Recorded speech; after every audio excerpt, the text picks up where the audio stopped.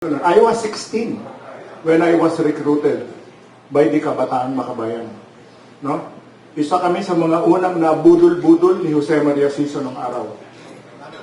At ang gusto ko lang bigyan diin ngayon, kaya tinatanong ko, nasan sila? Wala. At tama yung sinabi ni Sas. Hindi atin dito. Yang mga komunista ngayon, sapagkat wala silang kikitain dito. Samantalang sa Kongreso, yung tatatlo, take note please, tatatlo, sa mahigit na 300 kongresista. Tama ba? More than 300, no? Na kumikita ng 100 milyon doon, nandun, no? Ito na sana ang panahon para manguna sila. Pero hindi sila makapagpakita ng mukha dito sapagkat ang CPP, NPA, NDF ngayon ay kasabwat na ng imperialismong kano at yung ating kasalukuyang namumuno sa Pilipinas, si BBM, no? Kasabwat na sila, magkakasabwat na sila, no? Kaya yung mga kabataan na nare-recruit, ang panawagan ko, join us. Iwanan niyo yung CPP, NPA, NDF. Mamamatay lang kayo dyan. Dito, ang sa amin, no to war. Laban, kontra kami sa gera.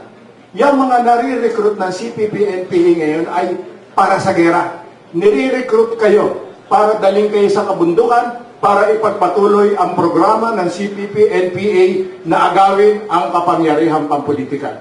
Pero ngayon, hinto mo na sila. Meron silang tactical alliance ngayon sa gobyerno na nakakakilabot. And I'm glad that nakita ko rito yung kaibigan natin, si General Frank Simoy. No? Naniniwala kami na even ang Armed Forces of the Philippines, mga active na members ng Armed Forces of the Philippines, tatandaan po ninyo, please, basahin ninyo mabuti. No to war. Kami po ay kontra sa gera. At kasama pa rin ninyo kami sa pagpapatuloy ng gera laban sa CPP, NPA. At hindi kami aatras dyan. Hindi kami aatras sa digmaan laban sa CPP, NPA. Subalit, hindi ninyo kami makakasama sa gera na ang mga unang biktima ay sambayan ng Pilipino. Mga anak ninyo. Sapagkat lahat tayo nakatira dito. Unless na mauna kayong kumuha na ng apartment sa Davao and some areas in Mindanao na maaaring iwasan ng missile pag nagtirahan na. Yun lang po ang gusto kong bigyan diin dito. No? No to war. Ihinto ang gera. At ito pong kilusan na to ay ating gaganapin sa buong bansa. At ating hihimukin, lalong-lalo natin ang mga kapitbahay natin sa Asia, na sumama sa atin sapagkat pag nagkaroon ng gera, hindi lang tayo mga Pilipino ang tatamaan, apektado sila.